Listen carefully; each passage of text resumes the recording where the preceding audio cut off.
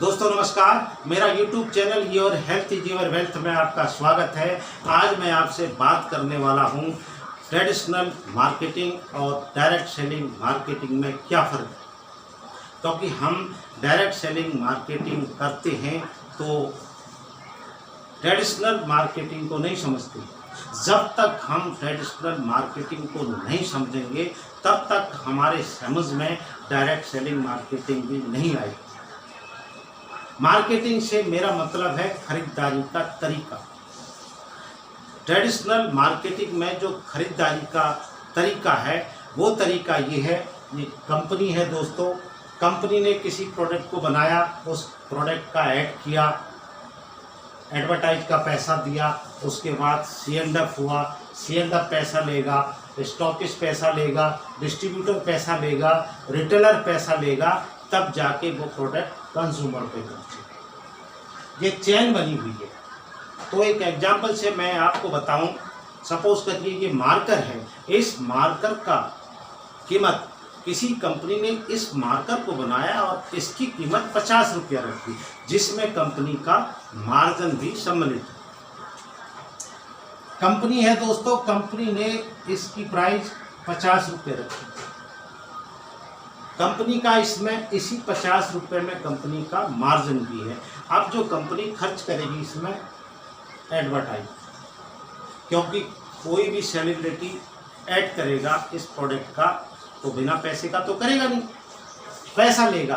और सभी कंपनियां कोई नई प्रोडक्ट लॉन्च करती हैं ट्रेडिशनल मार्केट में तो वो किसी न किसी सेलिब्रिटी से उसको ऐड कराती है और सेलिब्रिटी ऐड करने का पैसा लेगा। तो सपोज करिए इसने 10 रुपया लिया पेन से, उसके बाद ये C&F पे जाएगा, C&F भी 10 रुपया लेगा।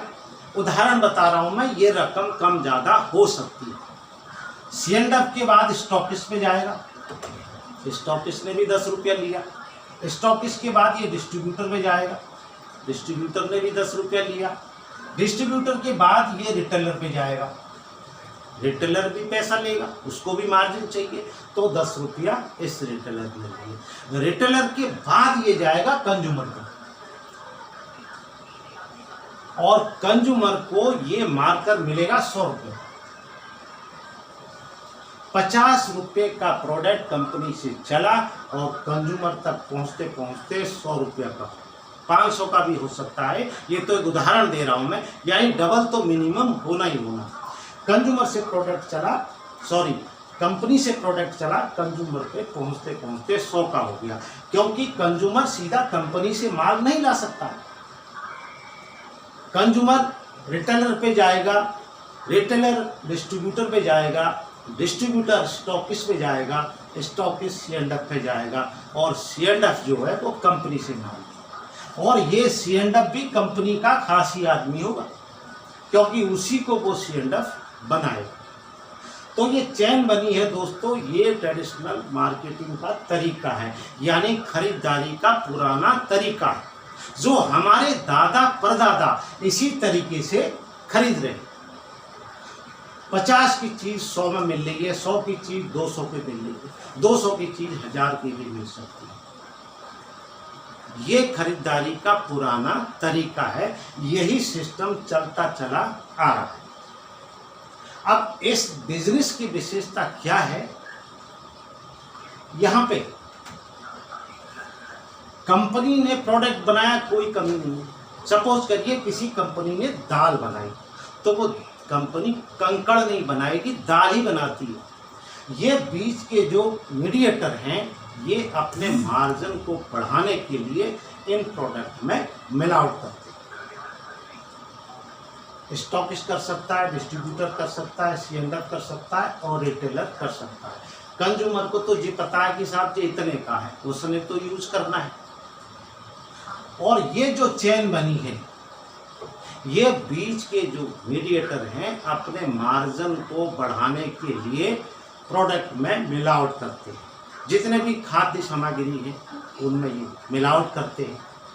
जो खाने योग्य वस्तुएं नहीं है, जैसे ये मार्कर है, इसका ये डुप्लीकेट बनाते हैं।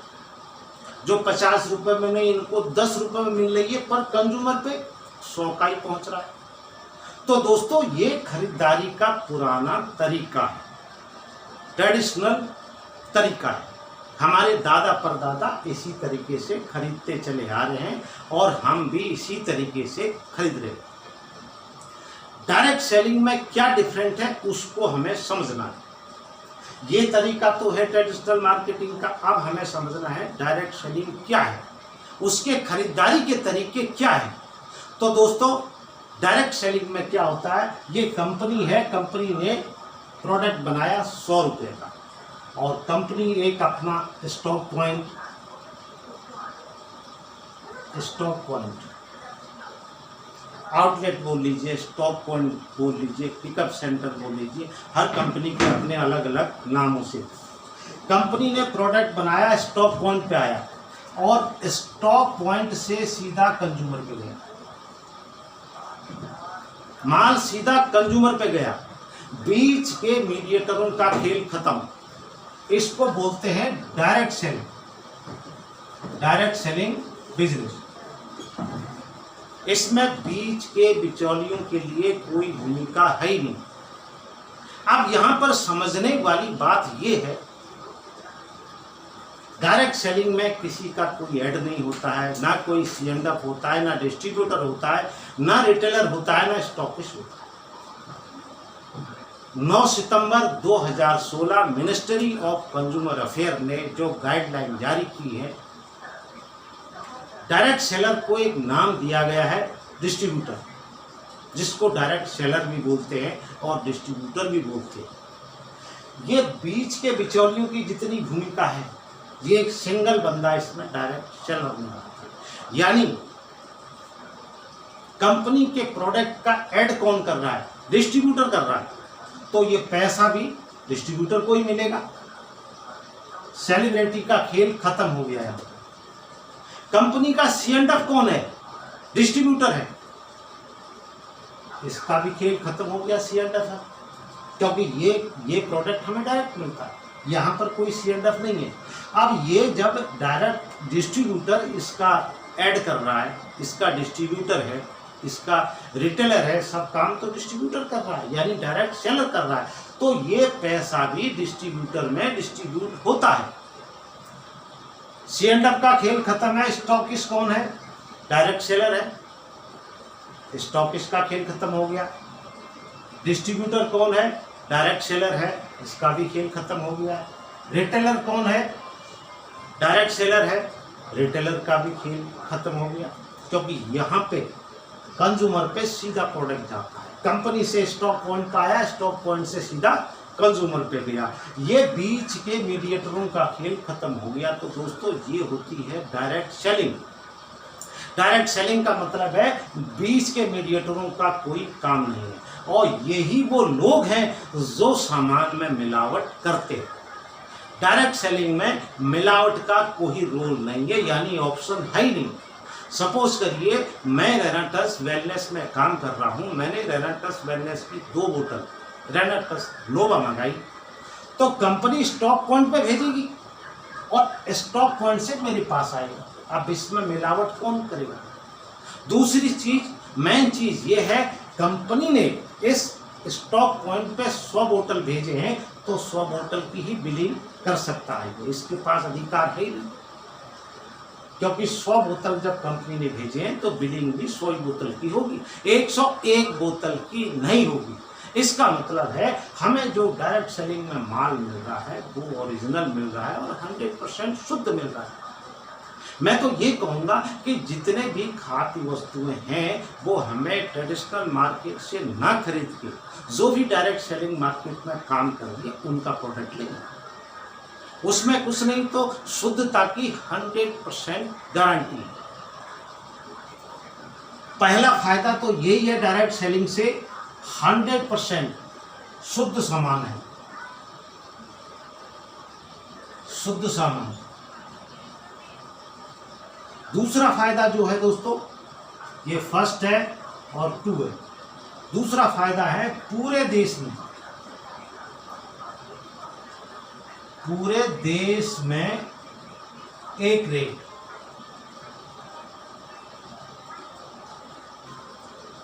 रेनाटस नोवा या किसी भी डायरेक्ट सेलिंग का कोई प्रोडक्ट है, पूरे देश में एक ही रेट मिलेगा, रेट में फर्क नहीं होगा, जबकि ट्रेडिशनल मार्केट में रेट में डिफरेंट आएगा और ये भी गारंटी नहीं है कि वो सामान असली है या नकली है। यहाँ पे आपको पूरे देश में सेम रेट मिलेंगे।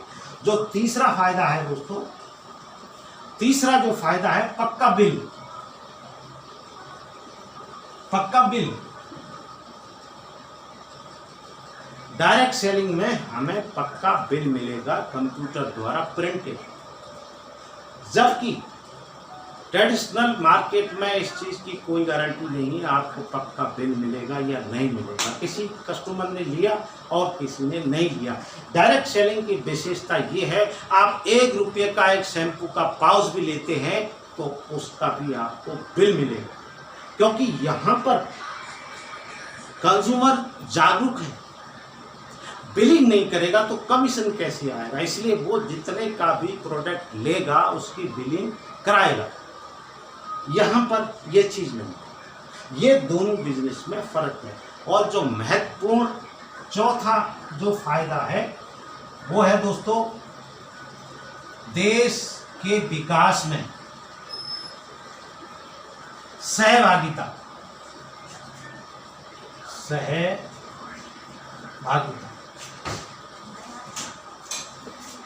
पक्का बिल काटेंगे आप तो देश को टैक्स जाएगा। टैक्स जाने का मतलब है आप देश के विकास में आपकी भी सहभागिता है। यहाँ पर वो चीज़ नहीं है। जब आप डायरेक्ट सेलिंग से कोई भी प्रोडक्ट लेते हैं तो उसका बिल कटवाते हैं तो देश को टैक्स जाता है, तो देश का विकास होता है। उस विकास में आपकी भी महत्वपूर्ण भूमिका है, चाहे वो 10 रुपये का टैक्स हो, चाहे वो 10 लाख का हो, चाहे 10 करोड़ का हो। टैक्स तो टैक्स होता है और हर आदमी को टैक्स देना चाहिए। ट्रेडिशनल मार्केट में हर सामान का बिल नहीं मिलता है, बहुत सारे कंज्यूमर तो लेते हैं। तो दोस्तों ये दोनों में फ़र्क है। जब तक हम ट्रेडिशनल मार्केट को नहीं समझेंगे, उससे पहले हमारी समझ में डायरेक्ट सेलिंग बिजनेस की नहीं आती है। डायरेक्ट सेलिंग बिजनेस जागरूकता का बिजनेस है, अवेयरनेस का बिजनेस है। इस बिजनेस को समझने से पहले हमें डायरेक्ट सेलिंग बिजनेस को समझना बहुत ज़रूरी है। जब हम डायरेक्ट सेलिंग की बुराई कि इस सिस्टम में क्या बुराई है, तभी तो हम डायरेक्ट सेलिंग को समझेंगे। ट्रेडिशनल मार्केट में एक नहीं हज़ारों बुराइयाँ हैं। आज कोई सरसों का तेल ले रहा है उससे नकली मिल रहा है, देसी घी ले रहा है तो नकली मिल रहा है। तमाम प्रोडक्ट ऐसे हैं जो मार्केट में असली मिलते ही नहीं, और जबकि कंपनी असली बना रही है। कंपनी में कोई बुराई नहीं है, सभी कंपनियां अच्छी प्रोडक्ट बनाती हैं। कोई भी कंपनियां ये नहीं चाहती हैं कि मार्केट में उसका नाम खराब हो, पर ये बीच के जो मीडिएटर हैं ये अपने लोभ के लिए, अपने मार्जिन को बढ़ाने के लिए इन प्रोडक्ट में मिलावट करती है। और डायरेक्ट सेलिंग में मिलावट का कोई ऑप्शन है ही नहीं। जो भी कंपनी इंडिया में या बाहर जहाँ भी लीगली काम कर रही है, वो उनका प्रोडक्ट 100% शुद्ध है और शुद्धता की गारंटी है। वहाँ पर कोई 2 नंबर का काम नहीं होता है। 2 नंबर का काम से मेरा मतलब है जिस प्रोडक्ट की बिलिंग नहीं होती, यानी टैक्स जिस प्रोडक्ट पर नहीं दिया जाता है, वो 2 नंबर का ही काम है। और जिसका टैक्स कटता है, हम कोई भी सामान ले रहे हैं उसकी बिलिंग कर रहे हैं, वो 1 नंबर का प्रोडक्ट है। क्योंकि जब तक सरकार को टैक्स नहीं जाएगा तब तक वो 2 नंबर का ही कहलाएगा। तो ये ट्रेडिशनल जो मार्केटिंग है दोस्तों, इसमें जो बीच के ये मीडिएटर हैं, हमारे देश में लगभग 80% लोग गरीबी रेखा के नीचे जी रहे हैं और 20% लोग लग्जरी लाइफ जी रहे हैं। वो 20% कौन है? यही लोग वो 20% है जिसका ठेका इस कंज्यूमर यानी 80% लोगों ने ले रखा। ये कह रहे हैं 80% लोग कह रहे हैं कि भैया तू अपने बच्चों को बढ़िया स्कूल में पढ़ा, हम बैठे हुए हैं तुम्हारे प्रोडक्ट को कंज्यूम करें, तुम लग्जरी लाइफ जियो, हम बैठे हुए। ये कंज्यूमर एक 80% का ठेका इस कंज्यूमरों ने ले रखा, जिसका फायदा 20% लोग दे रहे। डायरेक्ट सेलिंग, अगर सभी लोग जागरूक हो जाएं, इस चीज को समझे, तो ये जो 20% लोगों पे पैसा जा रहा है, यही पैसा 80% में डिस्ट्रीब्यूट हो जाएगा, क्योंकि ये जो बीच का पैसा है, यही पैसा डायरेक्ट सेलिंग में डिस्ट्रीब्यूटरों में डिस्ट्रीब्यूट हो रहा है, और इनकी संख्या 80%। जब 20% लोगों में जो बट रहा था वो 80% में बटने लगे, तो 100% लोग पैसे वाले हो जाएंगे। 20% तो ऑलरेडी है, बचे 80%। जब 80% लोगों में ये पैसा डिस्ट्रीब्यूट हो जाएगा, तो 80% की भी गरीबी खत्म हो जाएगी। कुछ नहीं तो नॉर्मल लाइफ तो जी ही सकता है। इसलिए डायरेक्ट सेलिंग समझने का बिजनेस है, इसको समझना, ये लॉजिक है, हवा में नहीं समझना है। मैं साहब कि अच्छा है, मेरे कहने से अच्छा थोड़ी हो जाएगा ये बिजनेस। सिस्टम को समझना है, सिस्टम क्या है, इसमें कौन सी कमियां हैं और कौन सी अच्छाइयां हैं। जब हम दोनों में तुलना करेंगे तभी हम किसी नतीजे पर पहुंचेंगे। तो दोस्तों, आज की डेट में डायरेक्ट सेलिंग से आप कोई भी प्रोडक्ट लेते हैं, आप अपने स्वास्थ्य की रक्षा कर रहे हैं, देश की रक्षा कर रहे हैं, समाज के हित में काम कर रहे हैं, क्योंकि ट्रेडिशनल मार्केट में जो है कुछ भी सही नहीं है। यहाँ अपना मार्जिन बढ़ाने को ये कुछ भी कर सकते हैं, पर यहाँ ये सिस्टम नहीं है। इसलिए मैं तो ये कहूँगा, डायरेक्ट सेलिंग के जो भी प्रोडक्ट, मैं रेनाटस वेलनेस में काम करता हूँ, जो प्रोडक्ट रेनाटस नोवा में नहीं आते हैं मैं किसी अदर कंपनी से लेता हूँ, पर डायरेक्ट सेलिंग कंपनी से ही लेता हूँ, क्योंकि मुझे मालूम है ये जो प्रोडक्ट है वो 100% शुद्धता की गारंटी है।